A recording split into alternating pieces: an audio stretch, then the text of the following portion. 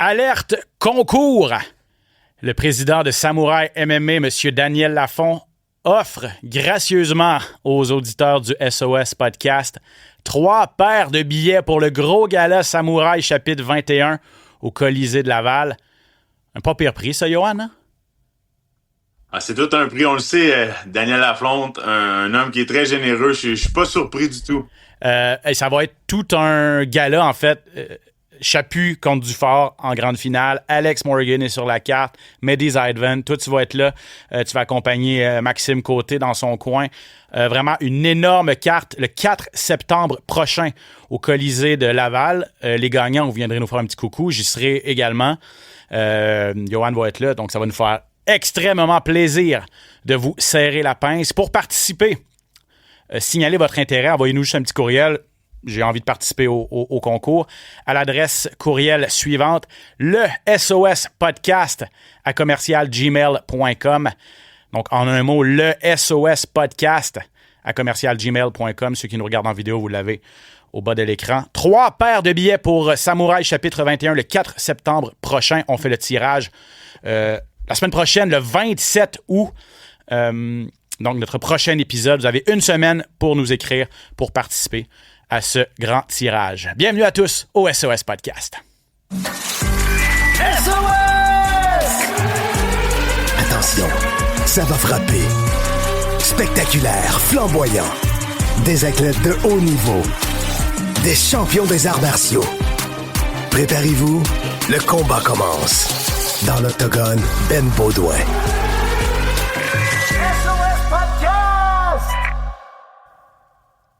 Merci à tous d'être avec nous encore une fois cette semaine pour cet autre épisode du SOS Podcast. Encore une fois, bien rempli. Des belles discussions à venir avec Yohan Lennes. Retour sur l'UFC 330. Islam Makhachev qui demeure au sommet, prouve son statut de meilleur combattant livre pour livre. Ça n'a pas été sa meilleure performance. J'ai hâte d'entendre Yohan sur la performance de Makhachev. Jalen Robertson qui a échoué dans sa tentative, mais chapeau à Mackenzie Dern qui a défendu sa ceinture également. On met la table pour l'UFC Sacramento cette semaine. Notez bien, avant que je l'oublie, notez bien l'UFC Sacramento. Donc, c'est ce samedi, 18h sur TVA+, et sur TVA Sport Direct. Si vous êtes abonné à TVA Sport, à la télé régulière, vous vous créez un compte TVA+, avec vos identifiants et vous aurez accès à la carte sur votre ordinateur, mais malheureusement, conflit d'horaire pour la télévision, exclusivement web. Je serai à la description en compagnie de Valérie Letourneau, mais donc très facile, 18h, carte complète sur TVA Sport Direct ou encore TVA+, en vous créant un compte. On met la table pour ça et les actualités pour terminer comme d'habitude. Yohan, en forme? Je ne t'avais même pas demandé encore comment ça va? Ah, en grosse forme, ouais, je suis très, très content d'être avec toi encore une fois. Des belles journées remplies, on s'y est occupé en masse. As-tu le goût de parler de ce qu'on se discutait hors des ondes là, avec ton gros projet qui s'en vient? Est-ce qu'on a le droit d'en parler un petit peu? Ou? On peut en parler un petit peu. Là. Je suis très fier en fait d'annoncer que l'Académie Connexion s'est affiliée avec l'école de Mortagne en concentration sportive, sport-études, éventuellement à devenir. Donc, c'est le Jiu-Jitsu secondaire 1, 2, 3, 4, 5. Un volet vraiment rempli seulement pour le Jiu-Jitsu. Donc, c'est concentration sportive avec l'école de Mortagne. On va commencer ça cette année. Fait que je suis très heureux d'entamer ce projet-là. Mais c'est sûr que ça me tient énormément occupé, oui. Ben, tu travailles fort. Ton gym, c'est ton bébé, donc c'est un énorme projet pour toute l'équipe de l'Académie Connexion. On est vraiment fiers de toi. On espère que ça va être que tu vas connaître énormément de succès là-dedans. Ça nous force à revoir un petit peu nos horaires. On va se parler de ça parce que là, Yohan, vous l'avez entendu, là, du lundi au vendredi, à chaque après-midi, va enseigner à des espoirs en Jiu-Jitsu. Et si vous êtes dans le coin de Boucherville puis ça vous intéresse, si vous allez à l'Académie ou à l'école de Mortagne, en fait, là, avoir la chance de passer vos après-midi ou de recevoir des cours de Jiu-Jitsu par une ceinture noire ancien de l'UFC, Yohan Lennes, quand même. Il y a des kids qui sont chanceux là-dedans, je vous le confirme. Merci, Ben. Yohan, qu'est-ce que tu as pensé de l'UFC 330, la finale? Islam Makhachev qui l'emporte par décision unanime contre Ian Machado Gary. Les fleurs d'abord, 17e victoire consécutive, bas le record de John Jones. Quand même, faut lui lever notre chapeau, là. Ah, faut lui lever notre chapeau, là. Makhachev qui a fait une performance incroyable.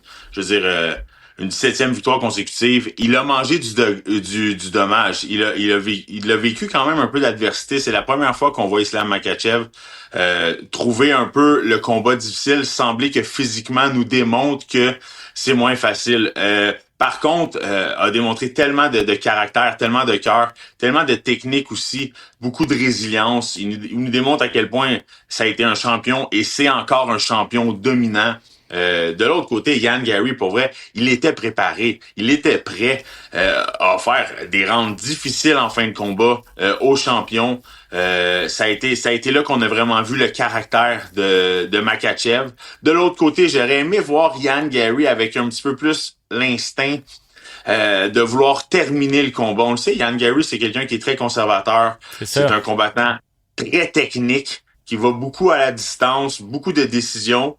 Je pense que s'il avait ouvert le gaz un petit peu, pesé sur sur l'accélérateur, ça aurait changé un petit peu la dynamique, puis peut-être qu'il aurait réussi à terminer le combat, là. Je suis pas en désaccord avec... en fait, je suis très en accord avec toi, puis je suis pas en désaccord avec ce que Dana White a dit. Dana White en a parlé de ça, il a dit Ian Machado Garry, c'est peut-être le gars le plus talentueux avec le moins d'instinct de tueur qu'il y a dans l'UFC. Le ratio talent et instinct de combattant et instinct de vouloir en terminer, il y a un large écart entre les deux.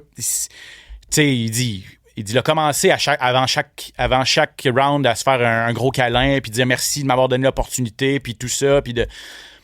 énormément de à un moment donné, il faut que tu montes dans ton mouthpiece puis tu veux aller le chercher. Puis au début du 5e round, surtout, alors qu'il y avait peut-être une chance d'aller chercher peut-être que si Garry allait chercher ce 5e round-là, ça aurait pu changer la donne aux yeux des juges et tout ça. Ben, il n'est pas sorti avec le chien nécessaire, alors que Makhachev, lui, s'est dit, regardez, il faut que j'aille sécuriser cette victoire-là, ça me prend un gros 5e round, et là, il a dominé, il a contrôlé Garry, ce qu'il n'avait pas fait dans les rounds 3 et 4. Je regarde les statistiques. Certains disent, et tu viens de le dire un petit peu, c'est probablement que Garry, c'est celui dans les dernières années qui a donné le plus de troubles en fait, c'est assurément celui qui a donné le plus de troubles à Makhachev. Rappelons-nous qu'il a battu Prates. Ouais, mais en tout cas, moi, j'ai pas trouvé que c'était si serré que ça. Il y a des gens qui disent que... il y a des gens qui disent que Garry a gagné ou il en manquait tellement pas gros pour gagner. Moi, j'ai trouvé quand même que il s'est fait contrôler la moitié du combat au sol. Makhachev n'a pas fait grand-chose avec ces positions-là. Mais Garry n'a pas fait grand-chose non plus debout à part au 3e round. Puis là, je regarde ses stats. Tu peux pas... Si tu te fais contrôler la moitié du temps, ça va être difficile d'aller chercher une victoire en touchant juste la cible 29 fois. Il a fini avec 29 coups significatifs. Si t'es pour être sur ton dos pendant la moitié d'un combat de 5 rounds, les moments où tu es debout, l'autre moitié du combat, il faut que tu lances plus que 30 coups. Il faut que tu touches plus que 30 fois la cible. Moi, c'est ça. Là. Donc, j'ai aucun problème avec la décision. Je donne un certain crédit à Garry parce qu'il s'est bien tenu, mais j'ai pas trouvé que Makhachev a été jamais vraiment en danger de perdre ce combat-là. Mais je te relance là-dessus. S'il affronte un Morales qui est énorme, s'il affronte un Prates qui est plus gros aussi, Makhachev a eu de la difficulté avec Garry et son gabarit. Donc, à 170 livres, les prochains, ça va peut-être donner des pépins à Makhachev. Hein. Je suis complètement d'accord avec ce que tu viens de dire. À 170 livres, on l'a vu, maintenir quelqu'un au sol pour Islam Makhachev, c'est plus difficile. Spécialement dans les premiers rounds, on l'a vu facilement être capable d'aller chercher la jambe d'Ian Garry. Par contre, l'amener au sol a été fait, mais le garder au sol, c'est une autre chose. Les gars sont explosifs, sont jeunes, sont très gros, sont très physiques. On l'a vu, là. Islam Makhachev était fatigué en fin de round, en fin de combat. Il y avait une raison pour ça, parce qu'il dépensait énormément d'énergie, énormément de force à essayer de garder le gabarit au sol de Ian Garry. Fait que je suis complètement d'accord avec toi. À 170 livres, ça va être très difficile, ça va être très coriace. C'est quoi l'avenir pour Islam Makhachev dans cette division-là? Va-t-il vouloir retourner à 155 livres? En même temps, il a connu le luxe de combattre sans nécessairement faire une grosse coupe de poids. J'ai hâte de voir. Ouais, est-ce qu'il peut encore prendre de la masse? Potentiellement un petit peu, mais jamais va être arrivé au... Tu sais, surtout Morales. jeune, explosif, invaincu, énorme. Lui, il a de la misère à faire 170 livres, le Morales, en fait. Là. Si on se rappelle avoir vu Morales et Sean Brady, ne le sous-estimons pas, là. C'est pas un petit 170 livres non plus. C'est un danger à 170 livres. Puis c'était tout un combattant. Une très grosse ceinture noire de Jiu-Jitsu. Avait l'air tout petit à comparer de Morales. Donc, c'est sûr que contre des combattants qui sont très gros, très physiques comme ça, ça va être difficile. Ah ouais, j'aimerais ça voir ça. On va voir. Makhachev a dit qu'on fasse... C'était quoi la suite, ouais? Makhachev a dit dans son entrevue d'après-combat que l'UFC organise un duel entre Prates et Morales pour vraiment décider lequel des deux mérite sa chance. OK, si on fait ça, c'est dans 2 mois, minimalement. Après ça, faut que ça prenne un autre 3-4 mois avant. Tu sais, Makhachev, je pense qu'il n'y a pas de problème à pas se battre encore jusqu'en 2027 sans problème. Ça lui donne du temps pour peut-être prendre un peu de masse. Ça lui donne du temps pour... je ne sais pas corriger qu'est-ce qui fonctionne pas, mais... lui, c'est une bonne stratégie pour lui là, de repousser un combat contre un de ces deux gars-là, puis de voir vraiment qu'est-ce qu'ils ont dans le ventre en affrontant les deux. Je me demande si l'UFC va faire ça ou Morales va juste dire non, là, moi j'ai gagné, j'ai tout détruit sur mon passage, c'est moi l'aspirant numéro 1, c'est moi qui est classé 1 maintenant et c'est à mon tour d'avoir une chance. Je sais pas qu'est-ce que Morales va décider de faire, mais ce serait pas... En tout cas, moi je serais preneur. Un Prates Morales, ce serait vendeur, ce serait bon. Ah, c'est certain. C'est certain que c'est preneur, un Prates Morales. Makhachev va peut-être... Tu sais, Makhachev, en attendant, en ne défendant pas tout de suite sa ceinture, il vient quand même d'offrir un gros combat contre Ian Gary, 5 rounds de 5 minutes. S'achète du temps, puis on le sait, avec l'UFC, les choses bougent énormément vite. Ouais. Ça va vite. Donc, on le sait pas, lui, là, il peut se retirer pour 3-4 mois, il peut avoir beaucoup de changements. Un Prates est out, quelqu'un d'autre embarque. Finalement, bat Morales, coup de théâtre, les cartes sont changées, donc ça va vite à l'UFC, on sait jamais ce qui peut se passer. C'est ce qui rend ça aussi intéressant, tu sais. Et Sirak Monov revient aussi également. Donc, bref, en tout cas, les prochaines défenses de titre à 170 livres pour Makhachev, ça sera vraiment pas de la tarte. C'était pas de la tarte, ça le sera vraiment pas. Peu importe qui l'affronte. Mackenzie Dern a défendu avec brio sa ceinture contre Gillian Robertson, une décision unanime également. C'était la ceinture des poids pailles de l'UFC. J'ai été vraiment impressionné par Mackenzie Dern. Je l'ai trouvée... elle était plus petite, mais... C'est plus petite que Gillian Robertson, mais j'ai trouvé qu'elle était plus puissante. Elle avait l'air plus forte physiquement et je pense que ça a surpris un petit peu Robertson en début de combat de dire « Oh, elle fonce ». Elle frappe quand même fort, les mains sortent bien. Ça va être difficile de m'approcher d'elle pour réussir à l'amener au sol. Puis quand elle les réussissait, elle n'en a pas réussi beaucoup. Dern s'est très bien défendu. Puis elle était difficile à contrôler, Dern également au sol. Donc je pense que ce clash-là, je pense que Gillian s'attendait à être plus imposante. Puis elle n'était pas dans son assiette non plus, Robertson, on va se le dire. On va parler plus tard de la controverse avec son coach, Dean Thomas, mais... je pense que Dern a prouvé qu'elle était à un niveau vraiment supérieur que la Canadienne, malheureusement pour Robertson. On avait tout un petit peu espoir que la Canadienne Robertson allait peut-être pouvoir rivaliser dès que le combat a commencé.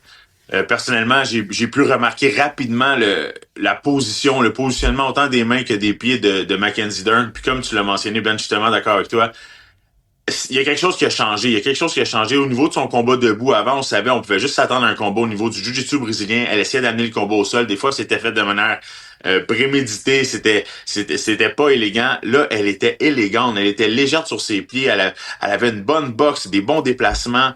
Honnêtement, Mackenzie Dern, son debout semblait facile. Elle touchait la cible, elle était plus rapide. Moi, elle m'a vraiment impressionné. Elle m'a donné l'impression que c'était une championne qui se battait, qui défendait sa ceinture. C'est vraiment ça que j'ai vu. Puis comme tu l'as mentionné, on s'attendait à ce que Robertson puisse lutter, rivaliser, avec des frappes au sol, du ground and pound. Pas du tout, là. La distance était coupée, Mackenzie Dern faisait ce qu'elle voulait. Donc vraiment, là, mentalement, ça a été difficile. Physiquement aussi. Mais toute une domination du côté de Mackenzie Dern pour défendre sa ceinture. Là. Ouais, je pense qu'elle est rentrée dans le combat Dern en confiance, alors qu'il y avait des questionnements et de l'incertitude. Puis tu sais, c'était une première fois qu'elle se retrouvait dans un combat de 5 rounds, Robertson. Je pense que elle était pas... tu sais, c'est de l'expérience pour elle. Là. Je veux dire, elle l'a fait une première fois. Je pense que le moment était peut-être un peu trop grand. Et là, Dean Thomas, qui était... je pense qu'il voyait bien que sa protégée, C'était pas une de ses meilleures soirées. Se cherchait beaucoup. Était pas des plus aidants dans le coin. Était pas des plus vocales. Amenait pas des solutions vraiment constructives. Semblait défait, lui aussi. Et déçu. Et il cachait mal sa déception envers... Tu sais, t'as beau être déçu puis dire « OK, c'est pas ça qu'on avait préparé, puis t'es meilleur que ça d'habitude. » Mais de le montrer autant et de le montrer à ton élève, je pense pas que ça lui a donné énormément confiance, même dans le combat, de pouvoir revenir. Ça l'a encore plus dégonflé. Et là, ce qu'il a fait après, il est tout de suite retourné sur le plateau d'analyste de Paramount, Dean Thomas, et il a dit « Regardez, moi, j'ai fini d'être dans les coins de combattants. J'ai dit à Jillian que j'allais la rendre le plus loin qu'elle pouvait aller avec elle. Puis je pense que c'est le plus loin qu'elle peut aller. Elle peut pas aller plus haut. Moi, je me retire. » Ça fait 5 minutes qu'elle a perdu, là. Ça fait 5 minutes qu'elle a perdu, puis tu prends aucun blâme sur ce qui vient de se passer, sur sa contre-performance, puis t'es en train de dire que c'est tout de sa faute, puis elle a pas le talent nécessaire pour rivaliser avec une championne. Je m'excuse, mais c'est pas ça que je veux de mon coach, là. Je veux un gars qui prend le blâme, qui démontre du leadership, puis qui te garoche pas en dessous de l'autobus. Puis là, il y a plein d'affaires que tu peux régler à l'interne après ça, mais va pas devant des millions de spectateurs puis jeter le blâme sur ton élève, puis toi dire que c'est trop difficile, moi je me retire, puis je suis tanné, j'ai plus besoin de faire ça. Ça manquait d'élégance, là. Ah, complètement, ça manquait d'élégance. Puis tu sais, pauvre Julia Robertson, tu sais, je veux dire, faut se mettre dans sa peau à elle. Ça a été un combat difficile. Elle vient de perdre le combat. Tu sais, 5 rounds de 5 minutes. Mentalement, physiquement, émotionnellement, elle est brisée. Elle n'a pas besoin de se faire taper sur la tête ou de se faire abandonner, de se faire encore plus réprimander. Je veux dire, ce qu'elle a besoin, c'est du soutien, c'est du support, c'est des solutions, c'est du réconfort. Puis spécialement de l'autre côté, ayant la visibilité que son coach a au niveau des médias, au niveau d'un petit peu tout, c'était complètement déplacé de s'en aller là. Puis tu sais, c'est ça. On souhaite pas voir ça. Puis je pense que même lui, par la suite, là, dans les jours précédents, il s'est rectifié un petit peu en sachant que peut-être qu'il avait pas pris la bonne décision aussi. Là, parce que clairement, je veux dire, c'était pas la chose à faire. Là. Ben, il s'est excusé. Mais Robertson, elle a répondu, a dit « Moi, j'accepte pas ses excuses. Je pense qu'il fait ses excuses parce que, justement, la réponse du public a été tellement négative à son annonce samedi soir puis à sa façon de réagir au combat que là, il a senti le besoin de revenir lundi et de dire « OK, j'ai mal agi, je m'excuse, ce moment était mal choisi. » Puis Robertson dit « Non, moi, j'achète pas ça. Je pense qu'on vient d'assister. C'est plate parce que elle avait tellement de bons mots pour Dean Thomas. Elle le considérait pratiquement comme son père. C'était son mentor. Ça faisait plusieurs années qu'ils étaient ensemble. Elle l'a dit publiquement. Je veux gagner ce titre-là pour moi, mais je veux le gagner pour Thomas aussi. Puis là, je pense que ça vient de se briser. C'est dommage que ça se termine comme ça parce que je pense que Jillian Robertson va... Même si Thomas disait finalement, je change d'idée, je veux rester avec toi puis je peux te coacher encore, je pense que Robertson va passer à autre chose. Bref. C'est ça, laver son linge sale en public comme ça, puis surtout choisis ton moment là, 5 minutes après qu'elle vient de perdre là, je pense qu'il n'y a pas personne, en fait ça a été unanime là, de dire c'était très très très maladroit de sa part. Puis j'ai vu un tu te rappelles le coach de Leon Edwards qui s'appelle Dave Lovell, comment il s'appelle? Ouais, Dave Lovell, le coach de Leon Edwards. Tu sais, quand Leon Edwards, à son combat numéro 2 contre Kamaru Usman, perdait, se faisait déclasser, tout ça. Puis entre le 4e et le 5e, son coach est arrivé avec un discours de motivation incroyable. Puis qu'est-ce qui est arrivé? Ce coup de pied à la tête qui lui a permis de devenir champion. T'sais, il n'a jamais perdu espoir, puis il a continué de l'encourager. Entre le 4e et le 5e, Dean Thomas, avec Jim Robertson, c'était comme, bon, pousse-la, impose-toi physiquement maintenant. Puis avec un ton de voix complètement défait. Puis là, il y a des gens qui ont superposé les deux vidéos. C'est comme le jour et la nuit, là, tu sais, donc c'est dommage. Là. Je pense que Dean Thomas est un bon analyste, je pense que c'est un bon coach, mais c'est clairement pas un leader puis un motivateur, en tout cas pas ce qu'il nous a prouvé en fin de semaine. Pour compléter l'UFC 330, retraite d'Edson Barboza, Johan, on le voyait venir, là, 40 ans, s'est fait battre assez sèchement par Esteban Ribovics. Je pense que c'est la chose à faire pour Barboza. Hein.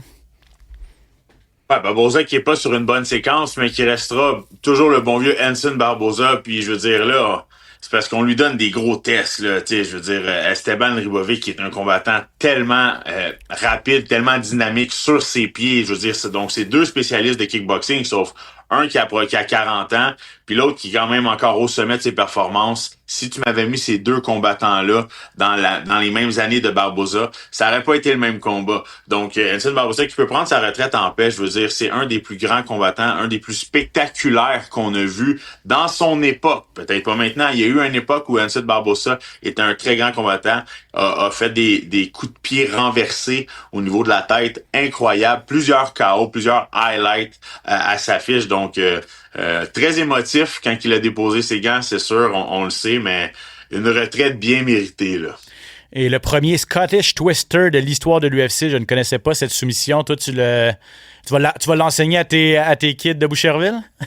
C'est trop dangereux, on peut pas faire ça. Non, okay. Surtout pas les jeunes, là. C'est twister la colonne vertébrale un petit peu, c'est vraiment dangereux, là, faut faire attention. Mais ça, c'est mon boy, Charles Johnson. Je me suis battu avec lui plusieurs fois, j'en parle souvent, je l'adore. Puis je sais pas si vous avez remarqué sa coupe de cheveux. Tu t'es battu avec lui? Non, je me suis battu sur la même carte que lui plusieurs fois. Puis on a signé des posters ensemble, une fois à Las Vegas, puis une fois, les 2 fois à Las Vegas. Puis on avait beaucoup de plaisir ensemble. Fait que lui a une coupe de cheveux assez spéciale, assez unique. Fait que pour lui rendre hommage, j'ai essayé de faire la même chose aussi. Fait que, moi aussi, je suis dans cette thématique-là. Ça passe pas toujours. Pas tout le monde qui aime ça, mais on va voir combien de temps ça va durer. Pas tout le monde. Quand tu dis pas tout le monde, tu parles de ta blonde, j'imagine?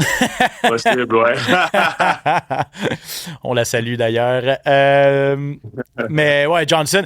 Puis il l'a pas eu facile, Johnson. Chapolin, c'était un remplacement de dernière minute, arrivait avec une grosse opportunité. Johnson, on sait qu'il a le talent, mais il est inconstant, tu sais. Donc, Chapolin a eu ses moments, mais cette soumission-là, bravo à Johnson, là, il l'a vu. Il a perdu le dos. Il a perdu la soumission, puis il y a eu vraiment une rapidité d'esprit d'essayer, comme tu dis, là, cette torsion de la colonne. Puis ça avait l'air extrêmement douloureux parce que Chapolin a tapé rapidement. Là, donc, chapeau à Charles Johnson, grosse victoire. Parlons de l'UFC Sacramento. Donc, je vous le rappelle, ce samedi sur le web, TVA Sport+, TVA Sport Direct plutôt et TVA+. À 18h. Anthony Hernandez en finale contre Grégory Rodriguez. Gros choc chez les poids moyens. Hernandez tente de se relever de cette défaite contre Sean Strickland il y a quelques mois.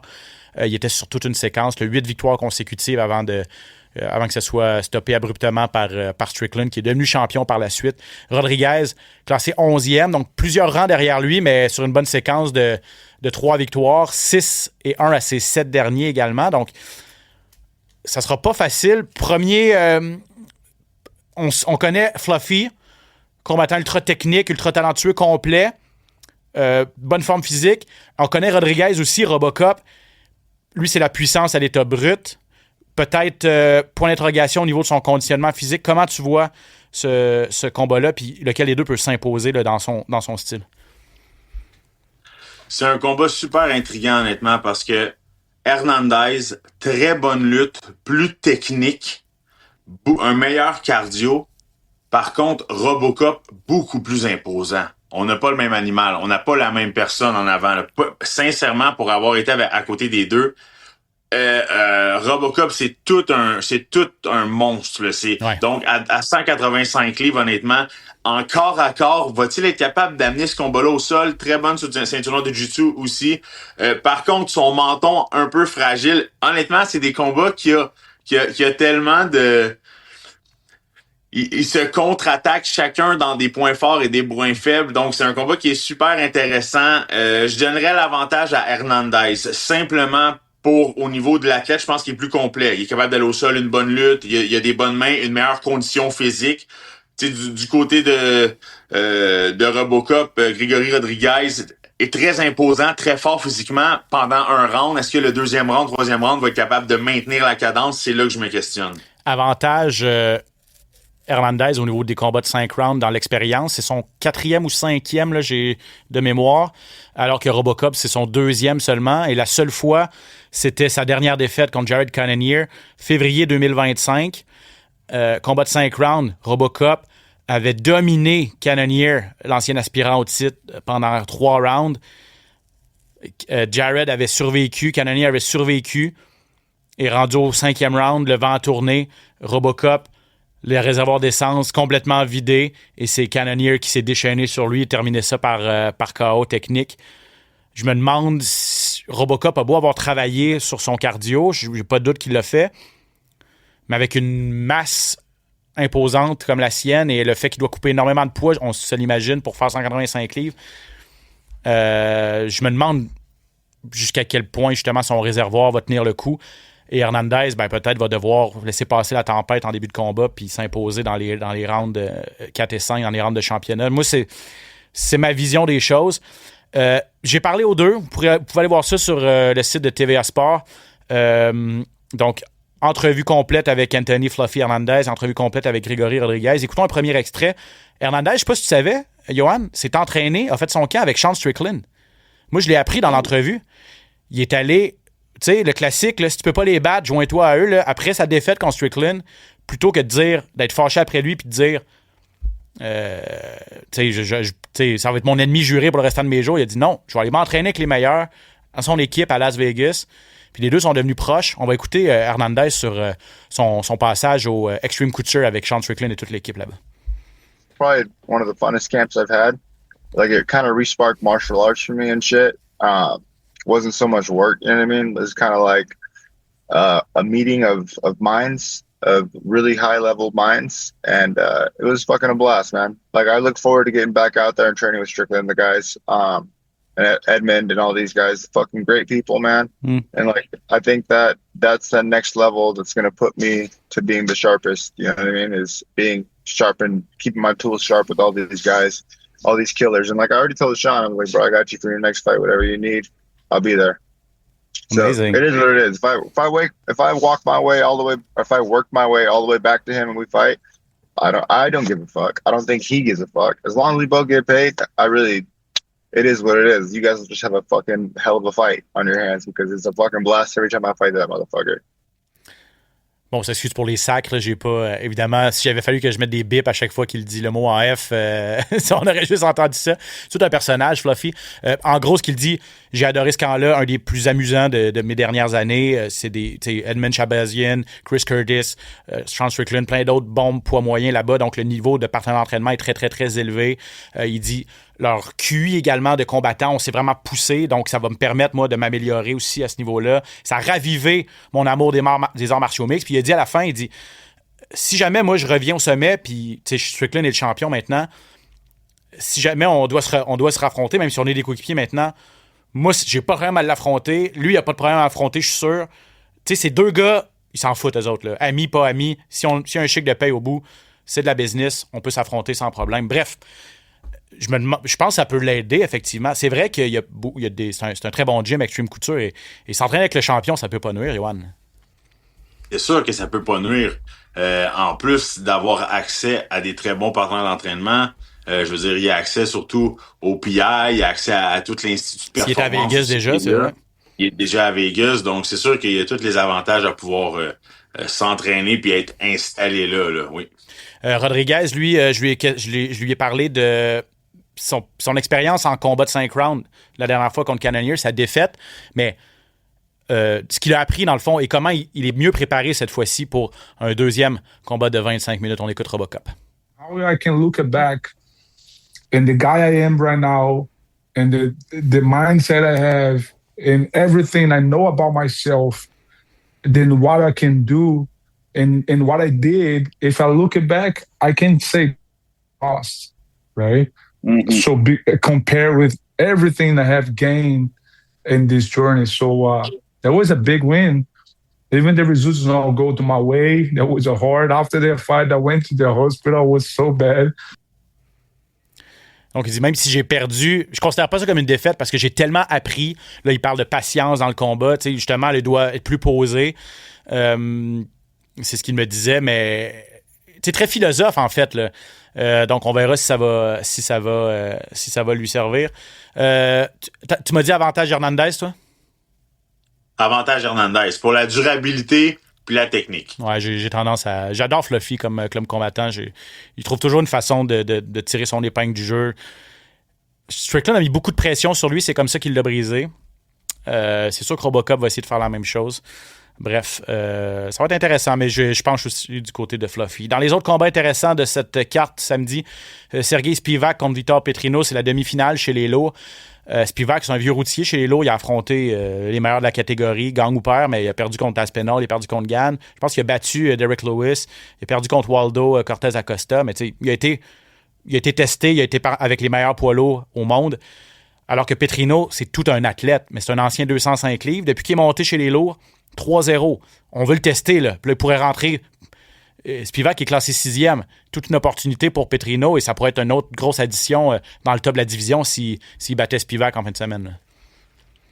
Oui, parce que Spivak, c'est comme le test un peu. Comme quand tu passes Spivak, tu sais que tu peux atterrir dans les grosses divisions, dans les gros noms. Tu sais déjà que il est bien classé, puis c'est ça, il a gagné son dernier combat. C'est ce que j'étais en train de regarder justement. Il est sur une belle lancée. Spivak, c'est un vétéran. C'est un gars qui est très bon debout. Par contre, Petrino, comme tu l'as mentionné, a gagné ses 3 derniers combats. C'est un athlète, c'est un gars qui est très physique, qui est très grand, une bonne portée, très dynamique, très durable aussi. J'ai hâte de voir, ça va être un combat très dynamique. Je pense que l'avantage du côté de Spivak serait de laisser le combat avancer le plus possible. Avec l'expérience qu'il a, tu sais, je veux dire, ça doit faire pas loin de 10 ans qu'il est dans l'organisation de l'UFC. C'est tout un routier. Donc, avec l'expérience qu'il a, je pense que ça serait vraiment à son avantage de laisser passer le premier round qui risque d'être assez intense. Petrino, c'est un combattant qui aime commencer fort, qui aime imposer son rythme,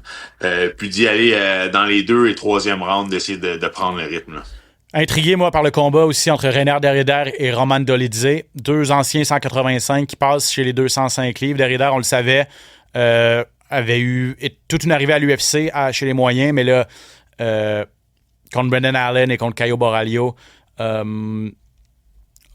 frappé son mur. Là, la coupe de poids... Puis là, on le savait là, que la coupe de poids pour descendre à 185, c'était énorme pour lui, c'était très taxant.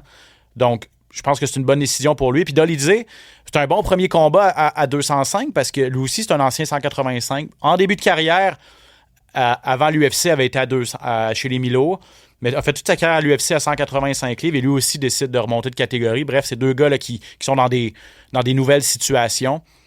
Et RDR, Johan, quand il était à One, était champion des 205 livres. Donc lui, il a connu probablement le plus grand succès qu'il a eu dans sa carrière avant l'UFC, c'est dans cette catégorie de poids-là. Donc je pense que ça peut être bénéfique pour le Néerlandais. Je pense que ça peut être bénéfique pour lui, certainement. C'est pas un petit combattant, c'est un très grand combattant. Donc, tu sais, la portée est à sa faveur.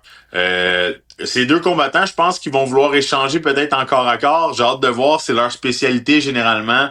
On le sait que Derrida est capable d'avoir des bons genoux, des bons kicks, combine très bien aussi au niveau du combat debout.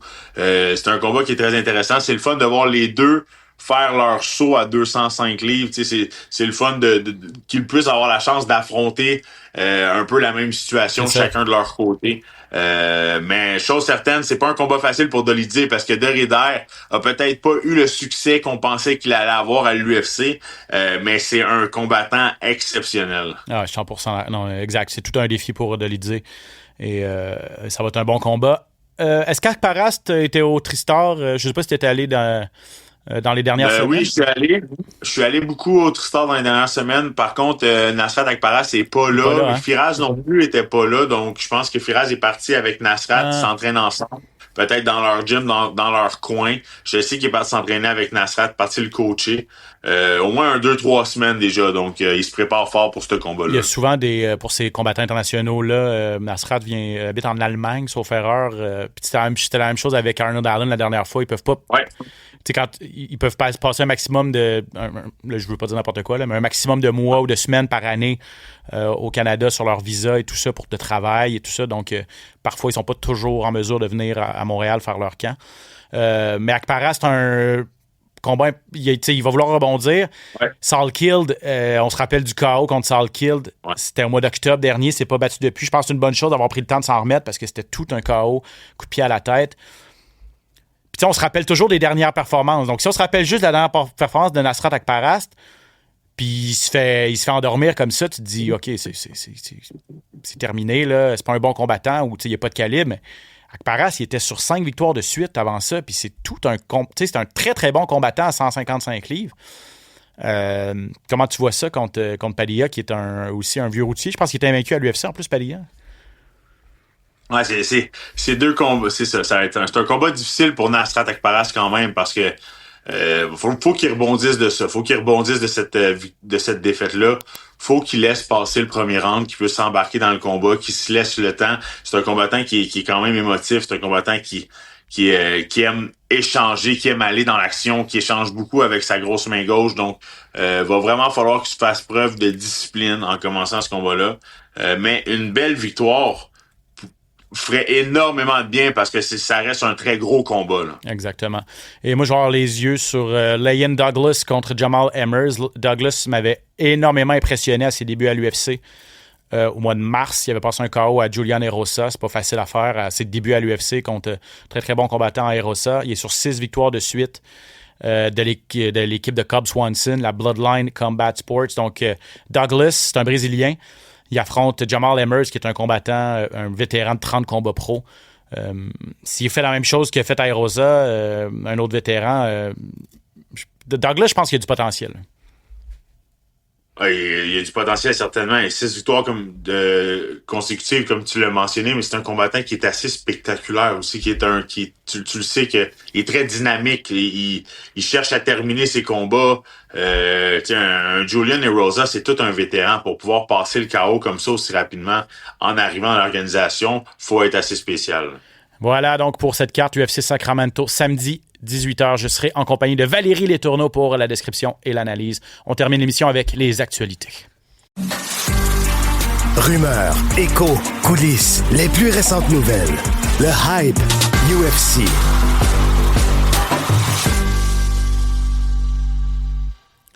Je veux parler, Johan, brièvement et rapidement de la PFL. PFL Tampa en Floride ce samedi. En finale, Christian Justino contre Caitlin Vieira. On n'en parle pas souvent de la PFL, mais là, faut en glisser un mot parce que c'est peut-être le chant du cygne de Chris Cyborg, qui est une combattante d'exception, là, on va se le dire. Bon, évidemment, certains soupçons là, qui l'ont suivi durant toute sa carrière, mais ce qu'elle a fait pour les arts martiaux mixtes féminins, je pense qu'on ne peut pas l'enlever. Elle a 41 ans. Sa fiche globale en arts martiaux mixtes, 29 victoires, 2 revers seulement, avec 21 KO, donc une puissance extraordinaire. 6-0 en boxe, également en boxe professionnelle avec 5 KO. Hey, elle a été championne de Strikeforce, de Invicta, de l'UFC, de Bellator et de la PFL. 5 organisations où elle a eu des ceintures. Chris Cyborg. Elle a perdu son premier combat chez les pros, tout début de carrière, en 2005. Sinon, sa seule défaite depuis ce temps-là, c'est contre Amanda Nunes. On se rappellera, l'UFC, c'était en 2018, je pense. Donc, depuis ce temps-là, elle est invaincue. Elle détruit tout sur son passage, que ce soit Bellator ou PFL maintenant. Bref, peut-être un mot sur la carrière de Chris Cyborg. Et si c'est la fin, je pense qu'elle peut se retirer avec le sentiment de devoir accompli encore plus. Là. Ah, complètement. Je veux dire, ça reste un emblème pour le MMA féminin, puis pour le MMA en général. Je veux dire, elle a tellement amené, puis je me souviens, moi, quand on a dit qu'on amenait Chris Cyborg avec l'UFC, on avait finalement quelqu'un qui pouvait rivaliser avec Amanda Nunes, qui pouvait peut-être, c'était vraiment ça puis ça a donné un gros combat explosif. Amanda Nunes a passé le KO à Cyborg, mais on a vu que Cyborg n'a jamais reculé, qu'elle est arrivée, elle était prête à échanger. C'est une combattante qui a offert, comme on l'a vu, le 29 victoires, 21 KO. Des performances spectaculaires. Donc, certainement qu'elle peut accrocher ses gants en paix. Un bon combat de retraite là, contre Caitlin Vieira. Là. C'est ce samedi à Tampa Bay. Je m'attends pas à ce que Vieira lui donne beaucoup de fil à retordre.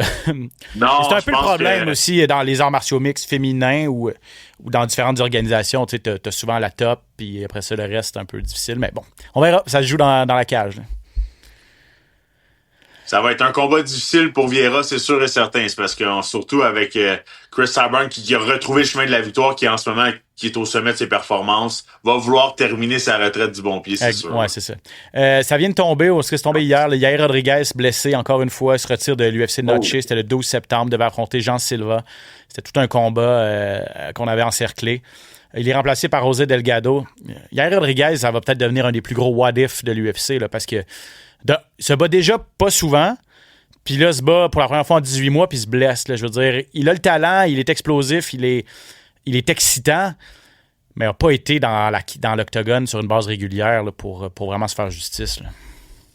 Non, puis c'est dommage parce que quand il revient, il nous offre des performances spectaculaires, il nous offre de l'espoir, puis c'est un combattant qui est très aimé du public, c'est un combattant qui est très beau à regarder, autant au niveau de ses soumissions, ses coups de pied, ses déplacements, son style. Donc, on va souhaiter un rétablissement rapide, mais on veut voir Yair Rodriguez le plus rapidement possible de retour. Là. Exactement, donc... voilà, il est remplacé par José Delgado contre Jean Silva. C'est la finale de l'UFC Noche le 12 septembre prochain. En terminant, UFC 332, c'est le 3 octobre du côté de Salt Lake City. On a annoncé quelques combats, 7 je pense. On n'a pas de finale encore, mais dans les combats qui sont annoncés, 2 mois que je trouve intéressants. Peyton Talbot contre Davison Figueiredo. Qu'est-ce que tu en penses? Talbot, jeune loup, pourrait faire son entrée dans le top 10 à 135 livres. Là. Alors, très intéressant, là, en fait, c'est que on amène le jeune loup qu'on a mis beaucoup d'espoir dessus sur le bon vieux vétéran qui est encore là, qui est jamais battu, qui réussit à nous faire croire qu'il peut encore rivaliser dans la division. C'est un très, très beau test. C'est un très beau test. C'est un gros test pour Peyton Talbot. Mais c'est quand même un test qui est respectable pour rentrer dans le top 10. Là. Et le phénomène Ateba Gauthier, le phénomène camerounais, gros bon là, en termes de compétition pour lui parce que là, il a passé à travers tous ses adversaires. Mais là, on lui donne Roman Kopylov, un bon vétéran, un gars qui a un bon menton et tout ça. Donc, ça va être un bon test pour Ateba Gauthier. Je pense qu'il peut gagner, mais il faut qu'on le bâtisse, il faut qu'on continue à lui donner de meilleurs adversaires. Là, et c'est le cas avec Kopylov. Ah, c'est tout un test. C'est tout un test. Kopylov qui est pas à prendre à la légère du tout, qui a des coups de pied renversants. C'est un gros combattant, un grand combattant. Ne sera pas intimidé par Ateba Gauthier, selon moi, a vu énormément de bons combattants et dans l'organisation depuis longtemps.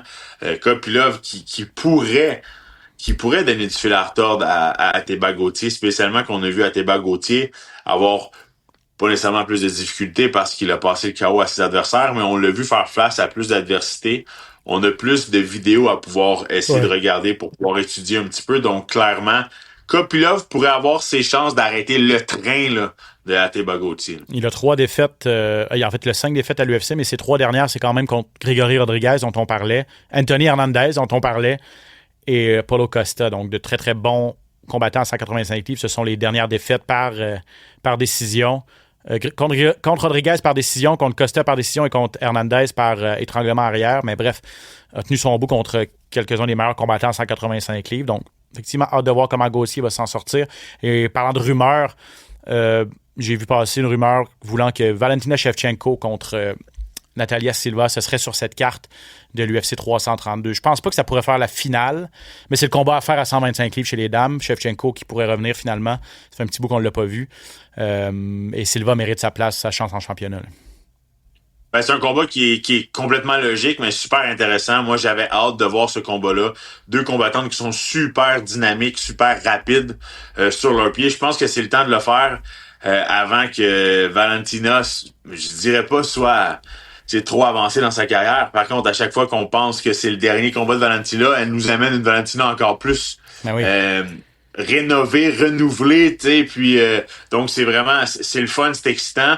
Par contre, elle pourra pas faire ça jusqu'à 40-45 ans, là, donc vraiment, j'ai hâte de voir. Je veux que ce combat-là se fasse. Si ça se fait, tant mieux. C'est un combat qui est très intéressant. Silva, de son autre côté, qui est dans la pente montante, qui est une combattante qui est vraiment dynamique, qui est le fun à voir. Là. Elle a 38 ans, Valentina Shevchenko, mais contre Weili Zhang, c'est son dernier combat en novembre, elle a été dominante du début à la fin. Donc voilà, merci Johan, quelque chose à ajouter? Ça fait le tour? Ça fait le tour. Ça va être une très belle carte, puis j'ai hâte j'ai hâte de voir la finale puis tous les restes des combats. Exact, ça devrait être annoncé au cours des prochaines semaines. UFC 332, il y a l'UFC 331 également avant. Charles Jourdain, notamment, qui sera sur cette carte du côté de Los Angeles en septembre. Yoann, merci énormément. Bon automne occupé, mais on se reparle la semaine prochaine de toute façon. N'oubliez pas notre concours. Hein? Yes. Écrivez-nous le SOS Podcast à commercialgmail.com. 3 paires de billets à faire tirer pour le gala Samouraï MMA chapitre 21 le 4 septembre au Colisée de Laval. Tirage la semaine prochaine. On se revoit là. Ciao tout le monde. SOS Podcast!